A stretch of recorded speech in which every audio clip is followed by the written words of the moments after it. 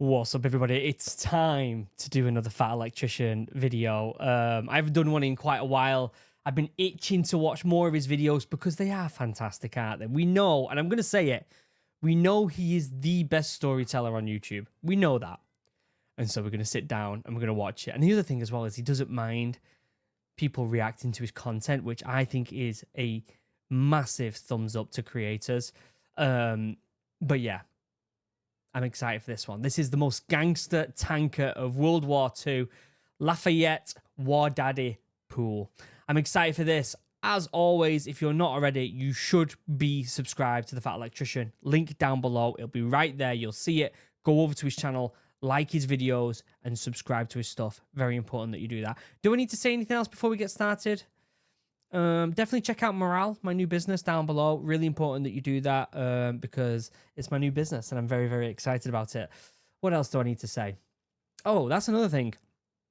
I don't know whether it's YouTube or what, but my views have gone down. Not a lot, but somewhat over the past week. And I don't know, again, if it's YouTube. I don't know whether they do that or whether they change the algorithm and it just so happens to stop pushing people's content. And although it's not a significant amount, it's definitely a little, a bit weird. So if you can, please like the video. Please comment below. Do all the stuff that usually helps with that mysterious YouTube algorithm that's always changing. Liking the video definitely always helps. Commenting always helps. Even if it's just, hi Luke, here's a comment for morale, for a boost of morale. Then go ahead and please do it. It takes you 2 seconds to do it, all right? Other than that, let's shut up. Let's watch this. Before you ask, yes, this is in fact the guy that Brad Pitt's character in the movie Fury is based off of, and yes, the nickname War Daddy was real. I love that film. If you've not seen Fury, go and watch it. It's phenomenal. Today we're talking about the most gangster tank commander in American history, Lafayette Greenpool, his incredible crew, and their infamous M4A176W Sherman tank, known by its moniker painted across the side, In the Mood. This video is brought to you by War Thunder. In the mood. I'm going to skip the ad real quick, okay?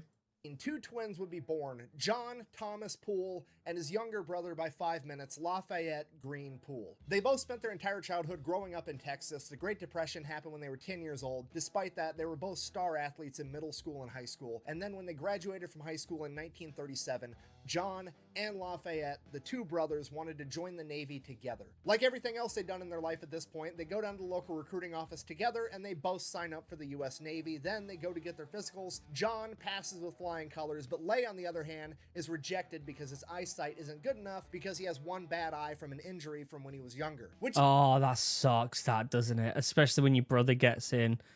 I knew quite a lot of brothers and twins in the Royal Marines.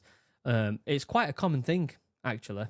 Not so much twins, obviously, although there were a set of twins who passed out of training with me. Oh, no, one of the twins passed out of training with me.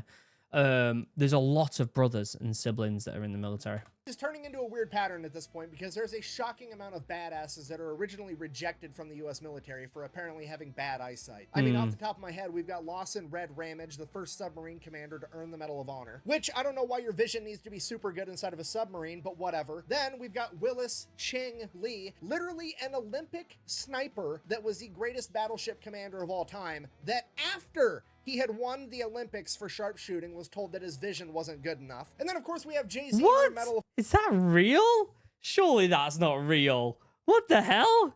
Can you imagine? Honor recipient, the pilot of the most decorated air crew in US history that was also rejected because his vision wasn't good enough. And now we have Lafayette Greenpool, the greatest American tanker of all time, also being rejected because his vision just isn't quite good enough. Interesting. Now, that being said, here's where Poole's just a little bit different from those other heroes. He's trying to join in 1937. World War II has not kicked off yet, so he's not overly motivated to join the military. So, unlike the other three, he does not cheat on his eye exam to get in. He decides that he's just going to go off to college and become an engineer. So that's what happened. It kind of, yeah. I mean, as soon as World War II kicks off, there was a lot of people that started signing up, especially in America after Pearl Harbor. Like, a lot of people were signing up. In the UK, it was mandatory, so they didn't really have a choice, but people wanted to back then, unlike today where not many people want to join the military, and rightly so. The military doesn't look after you as well as it used to. I had the worst depression and anxiety when I left the Marines, and they straight up told me to my face I didn't have it. even though when I look back, I was in a very dark place. And they were like, you're fine. And then just let me leave the Marines and then never wanted to speak to me again after that. I'm a little bitter about it. But you get what I'm saying, right? There's not as much of a reason to join it anymore. There's that sense of pride you still have for your country. But there's only so much that pride will go before you start thinking, well, they don't really... I care about my country, but they don't care about me. Do you know what I mean?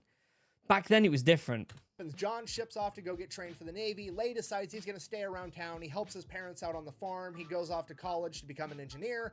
And he also decides that he's going to start boxing to earn some extra money on the side. And over the course of the next 3 years, he never loses a single match because he is an incredibly talented boxer. Then, September 16th, 1940, America decides to reinstitute the draft because World War II is looming on America. Because of this... Oh, there was a draft. Interesting. Why did I not think there was a draft? I did know there was a draft. Yes, I did know there was a draft. Why was I thinking that? Maybe what was happening, I was thinking about 9/11 and just after that when people were signing up like crazy. And for some reason, I think my mind was thinking of that. Yeah, of course there was a draft. What am I talking about? Lay decides that he's going to try to join the military again, but he's concerned that the Navy still has records of him failing his vision test from a couple of years ago. So instead, this time he goes to an Army recruiter, gets signed up, goes to the physical, and this time he does what all great American heroes do. He cheats on that eye exam and he passes. Seriously, the impact that a bunch of dudes cheating on the eye exam to get into the military has had on the world that we live in today is profound. So Poole ships off to training. He excels at everything he does, and then every time he gets leave, he's always going out and taking boxing prize fights to win more money on the side. So he finishes training, gets assigned to the 32nd Armored Regiment, where he rapidly becomes a sergeant and a tank commander, again, continuing to box every second he can. As World War II ramps up, the 32nd Armored Regiment's training gets more and more intense as they get put in different climates in different places all over the country. They train in Louisiana, they train in Pennsylvania, and now they're out in the Mojave Desert in California. And at this point, Poole's developed quite a name for himself. Everybody knows who he is. He's this... I feel like people don't realize how vastly different soldiering in different climates is. It makes such a difference. It's unreal. It really does. You could be an excellent soldier in the jungle and then be struggling in the desert. You know, there's some anomalies that are just fantastic with everything. Most Royal Marines are that case for some reason. We were always really good at just adapt. I mean, that's the whole point, right? Adapt and overcome.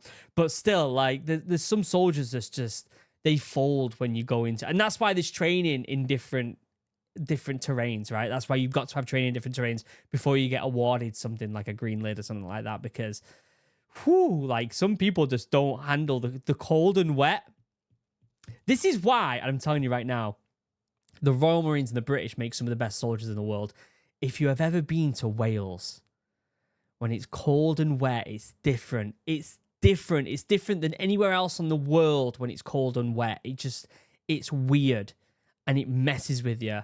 And if you can survive training out there, you're going to be a good soldier. I'm telling you that right now. A lot of people won't believe me. Be like, oh, well, this place is just as rough.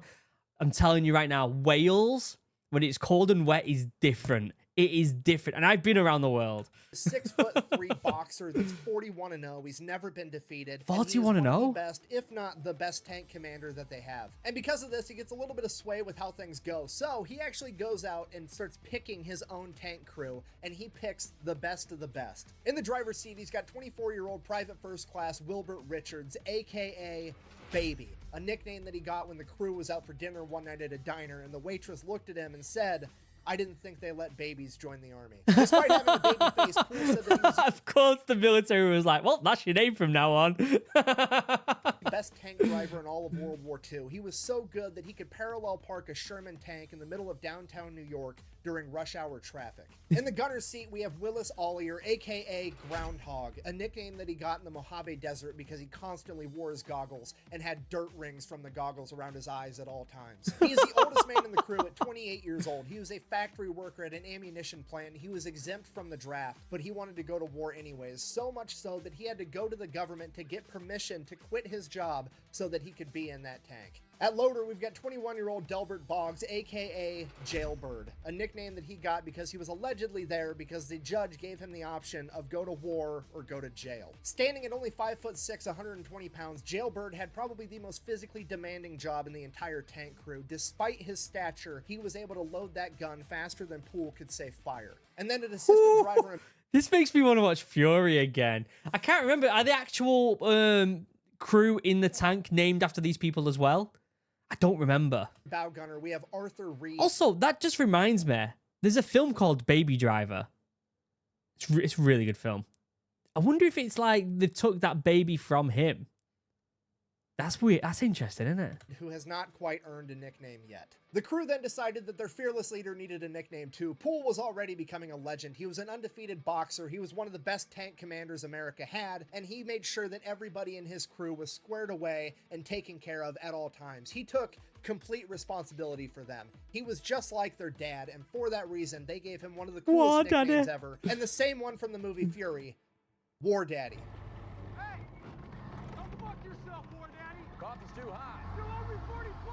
Unlike the movie, however, Poole... It's really making me want to watch that film again. Did not decide to name his tank Fury. He gave it a nickname that is 1,000 times cooler, and Hollywood decided to change for no good reason because they named their tank In the Mood. When asked what that meant later, Lafayette simply said, "That's just how I felt at the time. I was in the mood." So we've got the crew, we've got the tank, everybody has a cool nickname. It's time to get ready for war. They start training together super hard and become one cohesive unit. At this point, Poole, who's still been going out and boxing every chance he can, ends up joining the Golden Gloves tournament, and he actually ends up winning and becoming a Golden Gloves champion, which qualifies him for the national tournament in Chicago. At this point, the Army is willing to let him take leave and go participate in this national tournament because it looks really, really good for the U.S. military if they have an active duty sergeant that's a tank commander that's winning national titles for boxing. They let you do it anyway. I think it's really good for morale all around, even with like people in your troop. I remember a lot of Royals who were doing certain things, even like rugby and football and stuff like that, and they let them go and they let lads go and like support if there's a big match on, especially if it's the Army Navy rugby. Oh my god. But yeah, like boxing, all that is the same. We did charity boxing, everything. However, decides against it because he has his crew, he has his tank, and he's not going to let them go off to war without him. So he decides to forego his dream of becoming a national Golden Glove boxing champion and instead goes off to war. Because of that, he is then offered a slot as an officer, which he also refuses because he doesn't want to leave his crew. He decides that he's going to keep being an NCO so he can be a tank commander and go out with his guys. Shortly after that, they will ship off to England in 1943. Once they get to England, they just keep training, getting ready, waiting for orders, and then in April 1944, a famous boxer by the name of Joe Louis, aka the Brown Bomber, comes over for a morale mission where he's gonna box with some of the troops, you know, get everybody ready for war, get them hyped up, doing something cool, and guess who gets slotted to fight him? Yeah, Lafayette Poole boxes Joe Louis 2 months before D-Day. And if you don't know who Joe Louis is, he's literally one of the... Joe Louis is like one of the best. greatest boxers in the history of the world. This dude has 69 wins with 52 knockouts. He has one of the longest reigning title runs ever. He is on a different level than Lafayette Greenpool, for sure. Despite that, everybody's hyped. The entire regiment is going to show up to watch War Daddy go toe-to-toe with the Brown Bomber, and it's going to be the coolest thing that's ever happened. So they have this boxing match, and you have to understand, this... That is so cool. That is so badass, isn't it? That they got to do that in England right before D-Day. Holy shit. Can you imagine the morale? Oh, one of our lads is going to go and box, one of the best boxers ever to have lived, before we go and storm the beaches of Normandy. So let's have an absolute party. Oh my days. A recipe for disaster, because Joe Louis is just over here trying to do the right thing, help with the war effort, raise morale of the troops before they go off into battle. You know, he's being really cool about this whole thing. He's going from unit to unit, and he's boxing a new army guy every night for like months straight. So I mean, this is nothing more than a glorified sparring match to him. He's not going in there trying to actually hurt the army guy. Hopefully the army guy's not going on to hurt him. He's just going out there to put on a show. Poole, on the other hand, remember, just gave up his dream for a national title in boxing so that he could go to war, and now the world heavyweight champion is there and he gets to box him. So in the back of his mind, there's got to be a part of him that's just like, I mean, maybe I could take this guy. So Poole goes in there obviously wanting a real fight, and that's exactly what he got. The match starts, Joe Louis goes in there, he's dancing around, he's pulling his punches, he's putting on a show, he's being super nice to Poole, and then the first chance Poole got, he threw a hard punch and just cracked Joe Louis, allegedly stumbled him a little bit, and then Joe Louis tied up with Poole and whispered in his ear, "I'm going to teach you a big lesson." The ref then broke him up. That's amazing. That is so cool, though, isn't it? I mean, even if he loses against the best boxer of all, one of the best boxers of all time, like the morale for the troops would be through the roof, I'm sure. Apart, and Joe Louis proceeded to beat the shit out of Poole in front of the entire regiment. Poole is later quoted as saying that he was turned any which way but loose by the Brown Bomber. Now, the silver lining is that Poole somehow managed to not get knocked out, which is an achievement in itself going up against Joe Louis. Yeah. And just so we're clear, if you're not familiar with combat sports, Joe Louis is absolutely not being a dick right now. This is 100% expected. This is how everybody acts in that situation. Yeah. And Lafayette Poole knew that's how this would go down the minute he decided to crack him, because he had like 40 plus boxing matches. He knew what he was getting into. He got exactly what he was looking for. Yeah. And it's absolutely hilarious. And in Yeah, Mornetti's defense, it is actually way cooler to say I got in a legitimate fight with Joe Louis and survived, even though I got my ass beat, than it is to say I had a glorified sparring match with Joe Louis one time. And pretty much everybody else agrees, and this serves to grow Poole's reputation even more. Fast forward 2 months. Oh my God, that alone before the war kicks off must have been crazy. Can you imagine what it was like with the lads, knowing they were going to go and storm the beaches of Normandy, knowing that the majority of them were not going to survive? Can you imagine like the amount of testosterone just ready to be released, just craziness happening all the time, people just not giving a shit about anything, just like, let's have some fun. Imagine what the nightlife was like before they were going to go out, if they could go and have a beer. Oh my God, it must have been chaos. 3rd, 1944, War Daddy and his crew would arrive at the beaches of Normandy 2 weeks after D-Day. For the next 5 days, they would make their way to the front lines, following the trail of destruction left by the Allied forces before them. And on the 6th day, June 29th, 1944, they would go out on their first mission, attempting to drive the enemy further back. I wonder what their morale was like after they heard about Normandy and how brutal it was, because they had to wait a couple weeks before they could go out. I wonder what it was like hearing all the news. I bet it was very solemn, wasn't it? Nation of tanks and infantry, they would drive off the main road through crop fields, and they would cut through the different fields, and each field was divided by this thin row of trees and bushes that was called a hedgerow. As they go through field after... If you live in Europe, you know exactly what these are. They're very, very much everywhere in the countryside in Europe. Field, and have the tanks drive through hedgerow after hedgerow, making a path for the infantry. They would come through another hedgerow where seemingly nothing was any different. As they continued to advance through the field, as soon as they reached the midway point, the 2 corners of the hedgerow they were in, up ahead of them, would open fire. They had walked directly into a German anti-tank unit's ambush as they began taking fire from anti-tank guns, machine guns, and Panzerfausts, or tank punchers, which were an early German rocket launcher designed to take out Allied tanks. The Germans were so well camouflaged in the hedgerows ahead that they couldn't even be seen. The only thing they could fire at was the muzzle flashes of the Germans firing at them first. As the Americans began to return fire, In the Mood was struck by a Panzerfaust, but it was deflected off of its armor because they were too far away when they fired it. And then a second,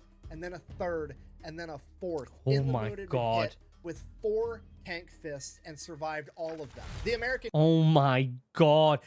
Do you know what's even more terrifying? That's like their first time they came under fire, I'm sure. And so can you imagine the adrenaline that goes through your body on that first contact? And it's that brutal. Setting the tone. Do you know what I mean? Tanks, including In the Mood, attempted to drive forward to push through the ambush, but as they closed the distance between them and the German anti-tank unit, they came into the effective range of the tank punchers. In the Mood and 17 other M4s would be hit and knocked out. As Poole ordered his crew to bail out, he would come to the realization that his bow gunner and assistant driver, Arthur Reed, had been killed in action on impact. With so many tanks knocked out, the entire unit was forced to retreat, and in a matter of minutes, Poole's entire battalion had lost 25% of its men, 177 soldiers, and 18 tanks. So Jesus. People don't realize how brutal World War I and II were. I feel like people just have completely forgot about how devastating it was. Like, it was nasty from start to finish, like horrific. We learned all about it in the Royal Marines, and you know, we went over as part of the training in the Royal Marines. You go over to Normandy and you do like this massive, like long weekend tour where you go on the beaches, you go to the graveyards, you do all these different things, and it's a mix between, oh my God, we've got the weekend where we're going to go visit somewhere, which is completely different in training. We're really excited to when you get there. And I remember I was 16, 17 when we went over, and I'm looking at a gravestone of another Royal Marine who was 17 years old. And I'm looking at it. In fact, I was 17 because I turned 17 about a month into training. I remember looking at it and thinking, oh my God, like this kid is the same age as me, and he stormed the beaches of Normandy. He's a Royal Marine like I am, and he stormed the beaches at the age of 17 and got killed. Like, people forget, and that's why we do Remembrance Day, because my God, it's brutal, and we should be taught it more in schools. People will be more hesitant to point fingers and start blaming and making wars, wouldn't they? If they realize how bad they actually are. The Pool's unit falls back to the rear, and they begin consolidating, figuring out how many people died, how many tanks they lost, refitting, getting reinforcements, getting everything done. And Pool receives word that his tank, while it was knocked out, is salvageable, and it's going to be up and running in a couple of weeks. At this point, most tank crews would be like, cool, I'll take a couple of weeks off hanging out back here, not getting ambushed. But War Daddy and his crew are absolutely furious that their friend was just killed, and they want to get back in the fight now, not in 2 weeks. So Pool demands a new tank, and his chain of command, seeing that their golden boy wanted a new tank, turns and says, here you go, and they give him their very first version of the new Sherman M4, the M4A176W, with an even bigger gun that's more capable of going toe-to-toe with German tanks. They are then immediately given a replacement bow gunner and assistant driver by the name of Bert Close, a 19-year-old kid that looks like he just got out of a high school classroom. And for that reason, he is immediately... I forgot. Let's just go back a minute. I forgot how good the actors were. Like, the caliber of actors in this film. Kid that looks like he We've got Shia LaBeouf. We've got, I forgot his name from The Walking Dead. He's got a podcast, and he's brilliant as well. Oh my God, the actors in this film. I gotta watch this again. I gotta watch it again. Out of a high school classroom, and for that reason, he is immediately given the nickname Schoolboy as they paint In the Mood 2 down the side of their new tank and go back into the fight. Poole said he learned more in that first 3 minutes of combat than he did in the 3 years of training prior to that. He took note of how the Germans put their main anti-tank guns in the corners of the hedgerows to triangulate fire at the middle of the field, and they waited until they got into the middle of the field before opening fire so they couldn't retreat back into the hedgerows easily. For that reason, every time they cut through a hedgerow, they would immediately use the main gun and fire on each corner ahead of them, and then rake everything in between with machine gun fire. Such a good idea, isn't it? You're using a lot of ammo for potentially not needing to use it, but it's like clearing rooms. Do you know what I mean? Like, it's the same thing. Like, if you don't know that someone's in there and you've got a flashbang, you're gonna throw it. Do you know what I mean? And it's the same thing. If you're going over this hedgerow, you know where they're going to be. If there's going to be anyone there, you know where they're going to be. Pop off 2 rounds right there. Boom. Get it started as soon as you're on the hedgerow. Great idea. Attempting to ambush the enemy first. And this extremely slow, painstaking form of combat went on for the first month. Just field after field, ambush after ambush, fight after fight. It took them a month to go 5 miles further into enemy territory. Wow. But this wasn't just Poole's unit. This was the entire military fighting tooth and nail for every inch of land that they got. Because of this, General Omar Bradley decided to launch Operation Cobra on July 25th. The plan was to bomb the enemy first, and then bomb the enemy again and again and again, and then roll in with tanks and take care of whatever's left. On July 26, 1944, Operation Cobra will reach its apex when 3,300 Allied bombers dropped 14,000 tons of bombs in the span of 3 hours. That's mental, innit? It's mental. The amount of... It's just pure chaos, innit? People don't know this. If you go to France and you go to some of the very old, quaint towns, and you look at some of the old buildings, there is still bullet holes and like chippings out of the concrete walls and stuff like that. There's a lot of stuff like that still there today. You can go and see it right now. Like, it was brutal on Europe, this war, wasn't it? It just sent Europe back like 50 years. For the record, so we're all clear, 14,000 tons is over 30 million pounds.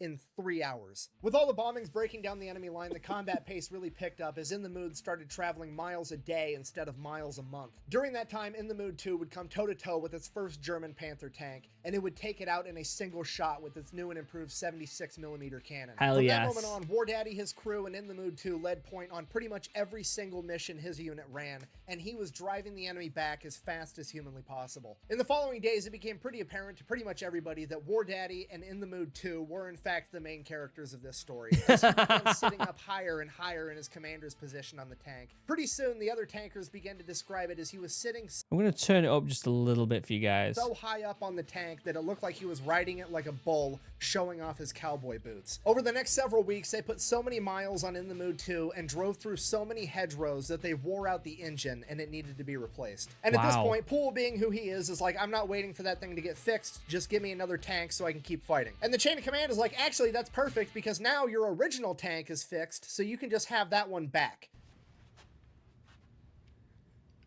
No, God! Poole immediately is like, no, absolutely not. It's older, it's slower, the gun is smaller, and most importantly, my friend died in the assistant driver's seat, and I don't want to look at that for the rest of this war. I'm That's so true, isn't it? not taking that tank. He was then given a direct order to take the tank, to which he's like, okay, fine. He then orders the rest Wow. of his crew to go over to In the Mood 2 and observe it getting fixed by the mechanics and having a new motor put in it, which is weird because they're not getting that tank back anyways, so why on earth is he doing that? In reality, he just wanted to make sure that his crew was somewhere so they couldn't get blamed with what he's about to do. So he goes over by himself, picks up his new tank, and then proceeds to immediately drive it directly into a lake. I mean, technically, we don't know that for sure. The only official documentation as to what happened to this tank is from the maintenance crew, and it says, and I quote, "The vehicle was believed to have been driven into a lake."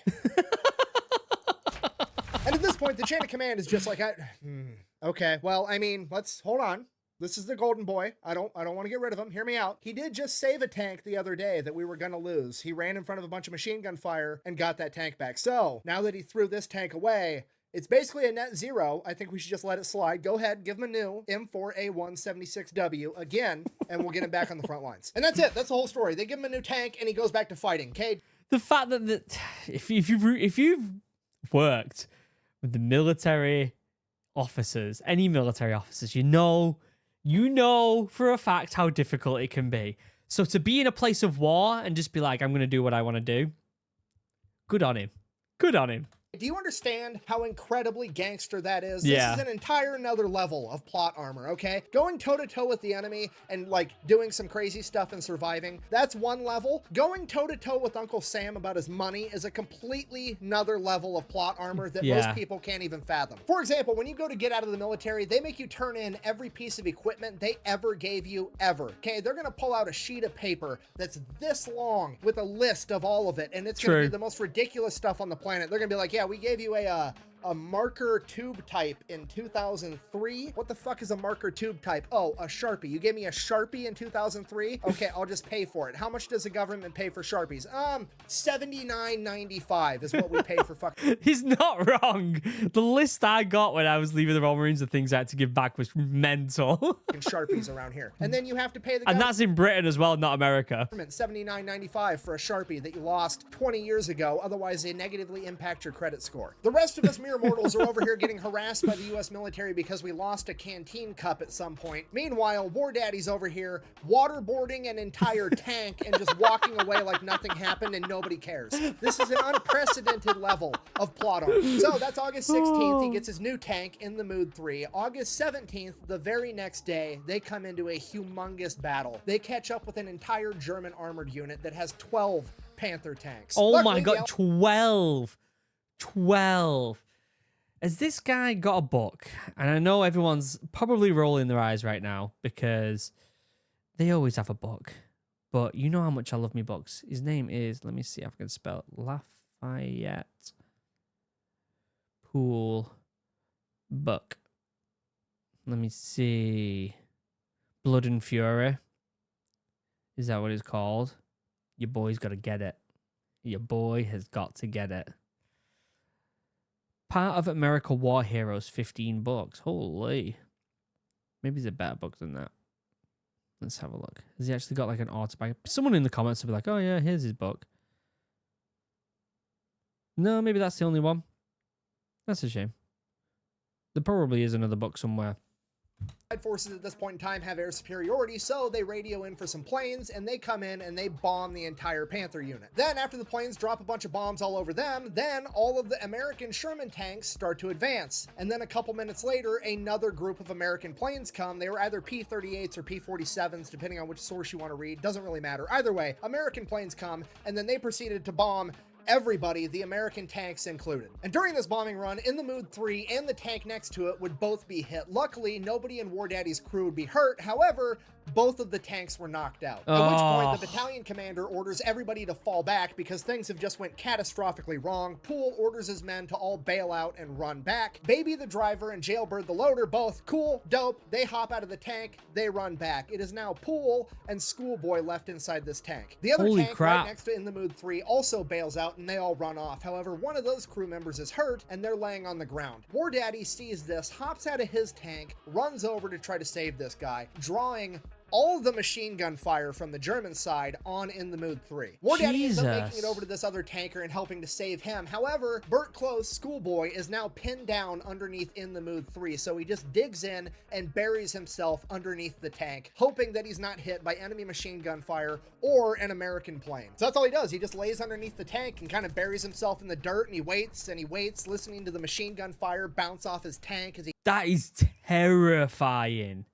Terrifying. He hears American bombs exploding in the background, and he just waits, and 10 minutes go by, and suddenly somebody runs and dives under the tank, and it scares the shit out of Burt Close. And he looks over, it's an American, so he kind of relaxes for a second, but that dude doesn't see Burt yet. And Burt Close, Schoolboy, recognizes this guy. It was his friend from basic training that he hadn't seen in like 2 years. And Close remembers on the first day of... What the hell? Can you imagine like, oh, you're right, mate. How's it going?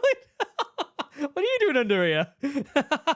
Basic training. This guy got asked a question by the drill instructor, and he told the drill instructor, I don't know. And from that point on, throughout the rest of their training, that particular drill instructor would always tell this guy, what do you know? Bearing that in mind, Schoolboy asks the guy, hey, what the hell happened? And that guy responds, I have no idea. To which Schoolboy responds the same thing the drill instructor would have responded, what do you know? And that guy whipped his head around, recognizing the voice of his friend, and they were reunited after like 2 years not seeing each other, not knowing if they were alive. They've just ran into each other in the most unfortunate circumstance on the planet, and then they just hung out for the next hour in the middle of this firefight, catching up, because there's literally nothing else they could do, and it's the most army thing I've ever heard, ever. So it's the most military thing ever, that, isn't it?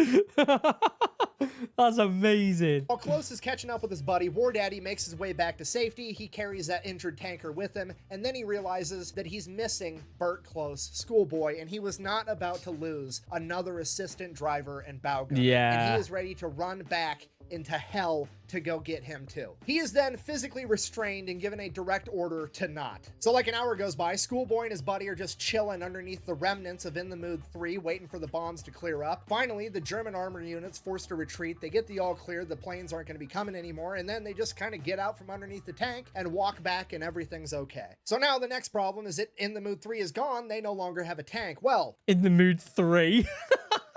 by that time, they had already replaced the motor in the Mood 2, and they were ready to hop back in that. So the next day, August 18th through August 26th, War Daddy and the crew of In the Mood 2 go ham. They spearhead every single mission, driving further and further into enemy territory, wrecking absolutely anybody that gets in their way. Poole and In the Mood 3 are leading the entire 3rd Armored Division deeper and deeper in enemy territory, and during this point of the war, the 3rd Armored Division earns the nickname the Spearhead Division because they are leading the rest of the military into the fight, because they are... So cool. It's such a cool story, isn't it?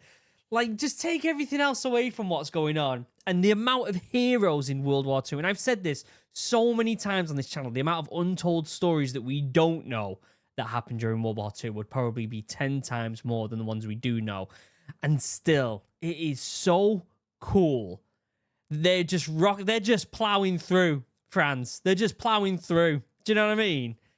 Mental. advancing so rapidly. It is literally the largest unhealthcare system in the world, being spearheaded by War Daddy and his crew of In the Mood 2. They're pushing so hard, so fast into enemy territory that they start getting direct orders from the battalion commander to slow down and let everybody else catch up. There's accounts of In the Mood 2 taking out entire infantry companies by themselves, 250 men in a single day. And somehow, presumably divine plot armor, despite the fact that they are the first and sometimes the only one into a fight, they go completely untouched every single time. Then, August 27th, they come across a major set of train tracks, at which point they're all like, I got an idea, let's line the tanks up and wait. And that's what they did, and they waited.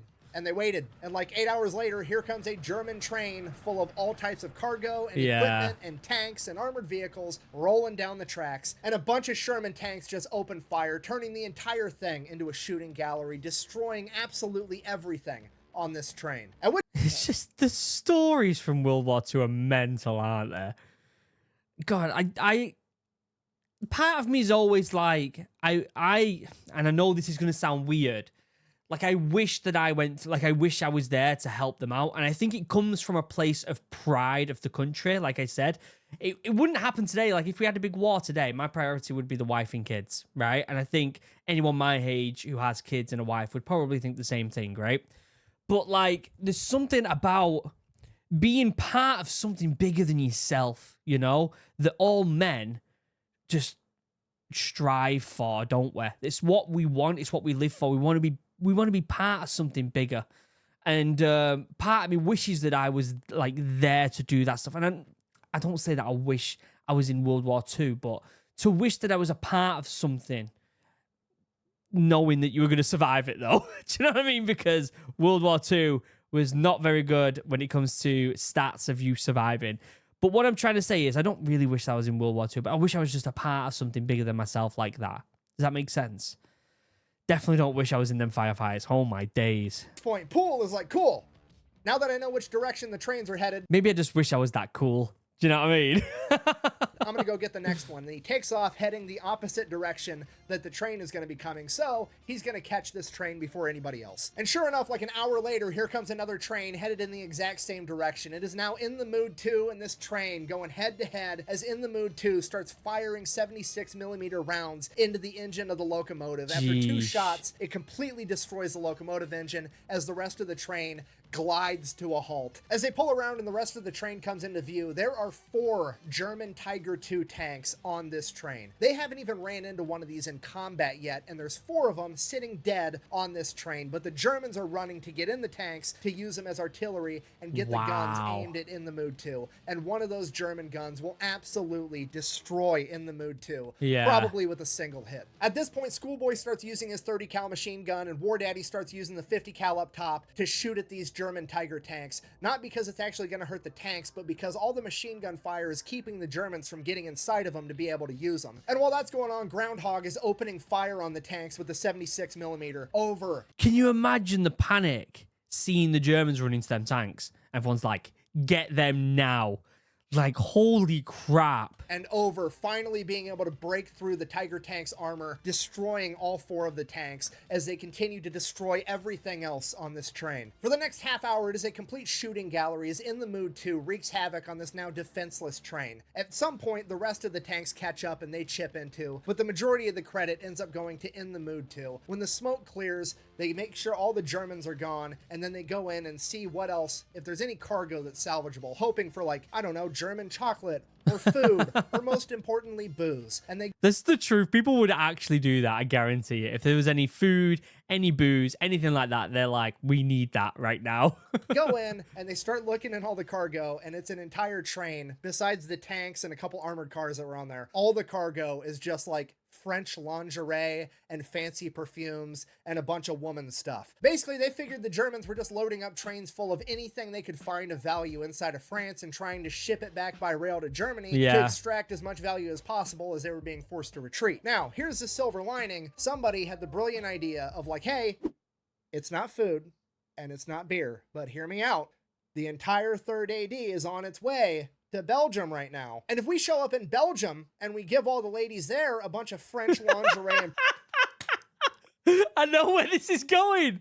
I've got that military mind where I know where it's going. Perfume. We're gonna be heroes, and then maybe, just maybe, they'll wear it for us. If so facto, there's now an entire regiment of M4 Sherman tanks and armored cars full to the brim of fancy French lingerie and perfume headed to Belgium. Now at this point, while everybody else is loading up lingerie and perfume, the chain of command is having a meeting because War Daddy and his tank crew just took out an entire train pretty much by themselves, including 4 German Tiger II tanks. So we need to get them some kind of award. So it becomes clear to the chain of command that these are probably the best tank crew that America has right now, and they would do a better job of serving the country if they were sent back home and sent on tour where they could tell their story and help sell war bonds. And honestly, they've earned it at this point. So the chain of command then orders Poole to fall all the way back to the very rear and let everybody else handle everything from here on out. That's actually mental, that, isn't it? They did so well that they're like, we need to use them as mascots for the military. Whew. Fast forward 2 hours later, whoever's spearheading the formation now comes up to this bridge, and this bridge is the only way across this river, and it's being guarded by 3 German Panthers, and leadership has no idea how to cross this bridge. So leadership has another meeting, and they're like, fuck, I guess, let's get War Daddy back up here. We need the main character. Bring him up. So all tanks, War Daddy. Looks like I'm in. Poole gets the order. Wow. He pulls out of the formation, drives to the very front. Again, he's been gone for a whole 2 hours. He gets to the front, gets briefed on what's going on. He evaluates the situation. He looks off in the distance. There's this big hill on their side of the river. So he's like, okay, you guys stay here. I'm gonna go handle this. So they drive up to the top of this hill. He now has a good view of the rest of the river, and he can actually make out one of the German Panther tanks. He can't see the other 2. He doesn't know how many are there. He just knows they're there. They're so well camouflaged, but he can see one of them. So he takes aim and he gets them ready, and he's like, we're just gonna rapid fire this entire thing. Fat Electrician, his storytelling is so on point that I'm just captivated right now. I think that people don't appreciate and don't realize the amount of balls you've got to have to do something like that during World War II. Like, you're going to need another tank just to carry them. Do you know what I mean? He opens fire, and as soon as he fires, there's another round in by Jailbird, and they fire again and again and again, and they take out this first Panther tank, and they do it so fast, and they fire so many times that all the other tanks think that they're getting ambushed, and they start retreating. There was only 2 tanks there. He sees them once they start moving, but those tanks take off, thinking that there's way more tanks than just one attacking them. Oh Meanwhile, my Poole's God. entire unit's kind of just sitting there, like, listening, hearing tank fire in the background, wondering what's happening. Few minutes later, Poole comes driving by again and just drives right across the bridge. So everybody else is like, okay, and then they follow him, and then problem solved. War Daddy saved the day yet again. At this point, It's mental, isn't it? Just the guy must have been so quick at loading that tank round. I get that, like, it almost makes me think, would they have served better if they took the individual members and basically told them to so okay, this guy who is very good at loading this, like, crazy quick, let's get him. Let's get all the other tank members who is the same role and have him train them and make them faster. Okay, now let's get the gunner. Let's bring him over. Let's get all the other gunners together for an hour. Have him give them as many tips as possible on how to get better. Like, utilize them as, like, teachers in a way, instructors. Do you know what I mean? Poole's probably thinking to himself, like, okay, this is the point where I'm supposed to stop, get orders. They're probably going to send me to the back of the formation again. And he's like, but I don't want that, because off in the distance, a couple miles ahead, he sees a German town, and he knows that that town is probably full of all types of important German supplies, because a second ago, they had 3 German Panther tanks trained on a single choke point. It was a Yeah. pretty safe place to be. And he knows that if he can get there in a hurry, he can probably take out a bunch of more enemy objectives. So he just hauls ass straight into this town, right down Main Street, and sure enough, there's 4 German ammo trucks full of German war supplies, and he takes out all 4 of them by himself. Wow. As the rest of the unit is desperately trying to keep up. After a while, some of the other tanks finally catch up to Poole, but Poole keeps leading them deeper and further into enemy-held territory. Like, the bond of the crew in there must be so good to be able to. It'll get to a point where it's almost there's not much communication between them. It's just pure efficiency of knowing what to do and when to do it at the exact moment. And at dusk that night, they'd be ambushed by more Panther tanks. And that ambush started by one of the Panther tanks shooting directly at In the Mood 2. Luckily, it was a glancing blow, and everybody was okay. In the Mood turns, returns fire and scores a direct hit, knocking out the tank as the German crew bails out. But the tank didn't burst into flames yet, and that's not acceptable. So, In the Mood 2 advances to shoot this tank again. As they hit it again, the whole thing blows up, as In the Mood 2 gets hit again from another Panther tank. And again, it glances off the armor and everybody's okay. But they don't know where the hell it came from because it's so dark out they can't actually see anything. So now they're just waiting. And they're waiting, and they're kind of moving back and forth, and this Panther tank fires at him again, and they could see the muzzle flash. The Panther missed, and In the Mood starts returning fire just in that general direction, firing blindly. And after 4 or 5 rounds That's terrifying. That's absolutely terrifying in the dead of night. Like, waiting for a muzzle flash, which you know that muzzle flash is pointed at you. But you've got to see that muzzle flash, target indication. Anyone who's in the military knows target indication, knowing exactly where that muzzle flash is, right? There's certain pointers you can make to know which direction to shoot without necessarily seeing the enemy. Muzzle flash. And they've got to wait for the tank to shoot back at them before they can ID the location of the tank. Jesus Christ. An enormous explosion and flames as they had scored a direct hit on the enemy Panther tank with pure luck. Any remaining German forces are forced to flee, and that was the end of that battle. They bed down for the night, they get some more gas in the tank, they get everything fixed, they eat some food, and the next morning they take off again, driving further into enemy-held territory. The next morning, War Daddy and In the Mood 2 take off, hauling ass with the rest of the tanks. Poole figures that those 2 German Panthers ambushed them because they were trying to protect something, and he wants to find out what it was. So he keeps charging deeper and deeper into enemy-held territory, and that's when he comes across an entire German supply convoy. And yet again, War Daddy and In the Mood... People don't realize how big that was. If you can think about Germany's retreating at this point, and so their supplies are getting pulled back with them, but they need to keep these supplies so they can keep pushing and keep holding certain areas. If you take that many supplies, like that'll ripple down all the way and make them retreat even further because they don't have the supplies to keep defending anymore. People know that defending is the length you can defend depends on your supply. Like, that is it. And this goes all the way back to castle warfare. When there was a castle that was going to be sieged, they would just wait them out because they would only have a certain amount of supplies without having to shoot a single bow or like swing a single sword. It's the same thing here. If they can take supplies, like they can't do anything but retreat. They're not going to be able to get many supplies there because if they're moving stuff to that point and they have to move it all back as well, it's like a constant fight between moving forward, moving back, defending, moving back, defending.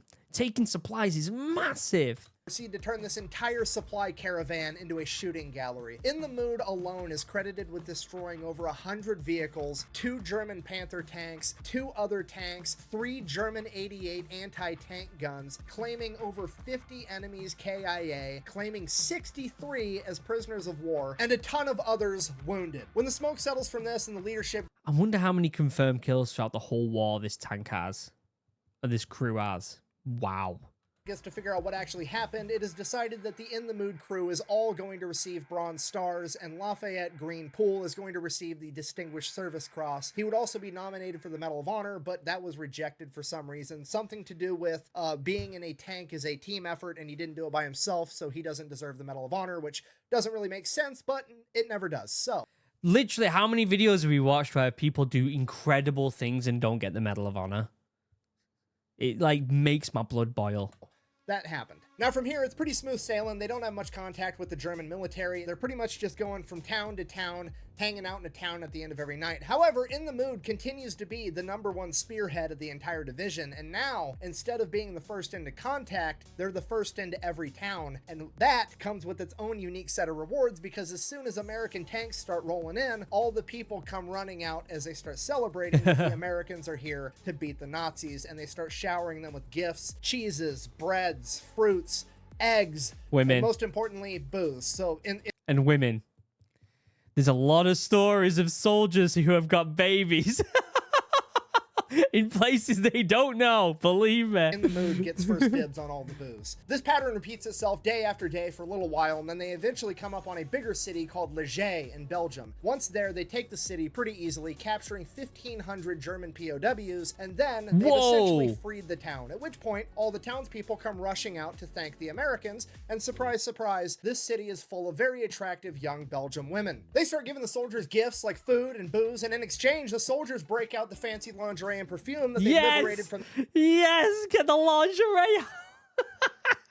that train a couple of days ago, and they start giving that back in exchange, and the entire thing turns into one gigantic block party that kind of ends up turning into a shit show because all the soldiers spread out as they start sleeping with all these young women, showing them that inches are in fact better than centimeters, and everybody's just completely hammered. Which was fine, there was nothing wrong with that, right up until the next morning when the chain of command got the order to move out immediately. At which point the leadership, A, they're hungover, but B, they're kind of looking around, it's just like there's passed out people drunk all over the city, on the sidewalks, in the streets. It's chaos. The soldiers are all spread out because they all went home with different women. They don't know where like 75% of their soldiers even are. They radio back, they're like, we're gonna need a couple of days to regroup. We had an issue in town here. So after that, they spend the next couple of days regrouping and getting ready to move out again. After they get regrouped, it's off to the Siegfried Line, the border of Germany, guarded by dragon's teeth, mines, machine gun positions, and barbed wire. They have to finally make their last push and break into Germany. On their way to the Siegfried Line. Can you imagine that moment? They took back France after it was completely overtaken, and they're at the German border. Can you imagine? Like, they were sat waiting for D-Day to happen. They literally were hearing what happened at the storming of the beaches on D-Day. And then now they're at the border of Germany. Like, they got that far. Crazy. Poole is informed that him and his crew are not going to be allowed to spearhead this mission either, and they are to remain in the rear because him and his crew are still going to get sent home early so that they can sell war bonds and be heroes. Poole is also informed that they are going to be taking away his loader. Del Boggs, Jailbird, is going to be sent all the way to the rear where he is going to have to undergo a vision and hearing exam for the next 2 weeks, pretty much the entire duration of the rest of their time in theater before they get sent back home. And the actual reason for this was because his brother had passed away in combat 2 weeks prior, and he was the last remaining son in his family, and the commander did not want to have to tell that man's family that he died in combat 2 weeks before he was supposed to come home. So oh my god, good on the commanders there. Good on him. You don't hear that very often, but Jesus. His brothers had died and he's the remaining son, and they were like, we can't let that family not have anyone go home. Oh, that literally, like, it makes my heart so heavy. Do you know what I mean? So he was going to be sent all the way to the rear where he was going to stay until he could get sent back to America. Bearing all this in mind, Poole agrees, and he is going to remain in the rear of the formation, and he's not going to be doing anything crazy. He is then assigned a brand new, fresh out of basic training, Private First Class Kenneth King to be the replacement loader for Jailbird, the best M4 loader in all of World War II. Somehow a German tank snuck past the American line and managed to ambush Poole's section, and the first tank they managed to shoot was in the mood. Poole immediately orders his crew to return fire, which they do, but the shell wasn't effective against the Panther, as he orders them to fire again, but Private First Class Kenneth King wasn't able to reload at the same pace that Jailbird was before him. So Poole orders Baby to throw it in reverse as he tries to get this kid more time to reload the gun. He ends up jamming the gun as the Panther fires another shell at In the Mood, and it punches through In the Mood and hits Private First Class Kenneth King directly in the head, killing him instantly. As Poole and Groundhog are both ejected from the tank, severely wounded, and the tank is still being thrown in reverse, being manned by nobody except for Baby and Schoolboy. Driving blind, they just oh my god. At the rear as well. Oh. Continue to travel in reverse as another Panther shell hits In the Mood but glances off. After about 30 yards, they end up hitting a ditch and rolling the entire tank. While that's going on, Poole, who'd been ejected from the tank moments earlier, looks down to see that one of his legs has been completely shredded by the shrapnel. As he reaches into his pocket, pulls out a morphine syringe, basically a single one-time use dose of morphine, injects himself before pulling out his pocket knife and attempting to remove what's left of his leg. The nearby American tanks engage the German Panther, destroying it as a neighboring tank commander runs to Poole's aid. As Poole is yelling at him to go help the people in the tank, he doesn't. He runs up to Poole, injects him with another morphine syringe before calling medics to aid him. When the medics show up, they inject him with yet another morphine syringe, and Poole loses consciousness. The rest of the In the Mood crew survives, and they end up Holy ultimately getting shit. reassigned to different tank crews where they remain for the rest of World War II. Oh my god, so the whole crew was just completely disbanded from something so unfortunate, so close to the end of the war as well. Oh. Poole, on the other hand, has to have his right leg amputated 8 inches above the knee, and he is sent back home, where he spends the next 22 months in the hospital battling different infections, rehabbing, and getting fitted for a prosthetic. By the time he's released from the hospital, it is 1946 and World War II is over, and he is then immediately discharged from the United States military because he now no longer has a leg.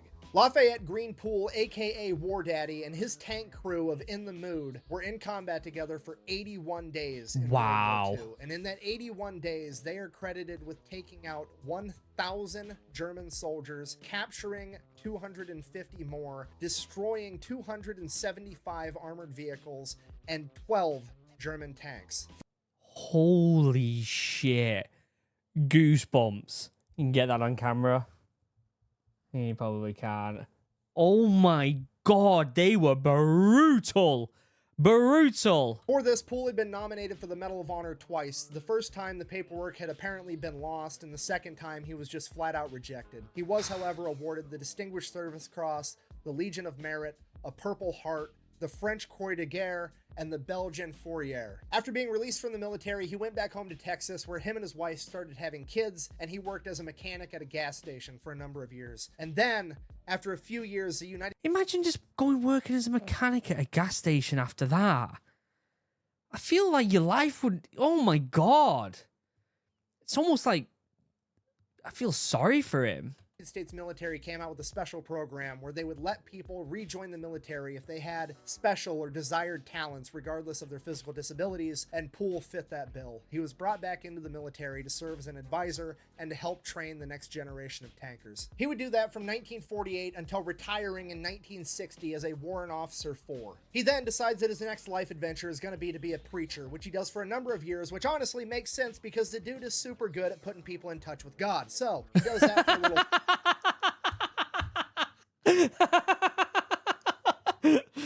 Didn't expect that. while, and then he gets bored with that and he decides that he wants to give back and help the community, so he decides that he's going to be a teacher. He goes and he becomes a middle school shop teacher. And You imagine if he was your middle school teacher?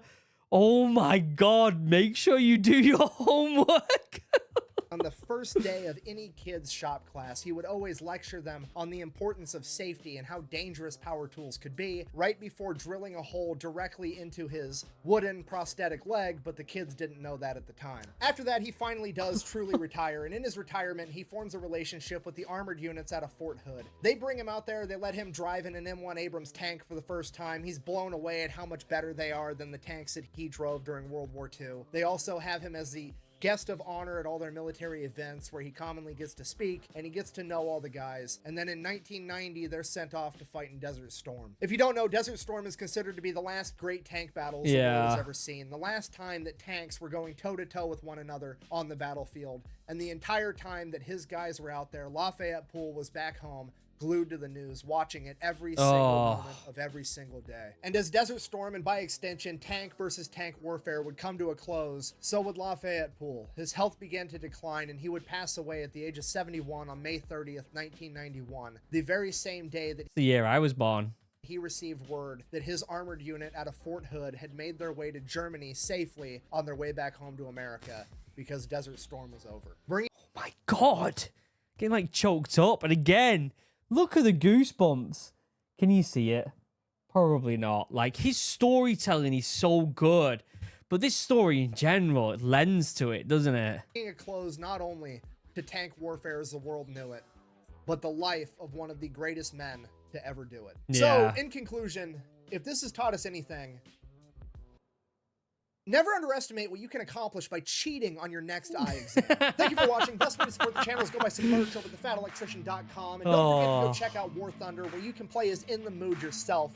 Quack bang out.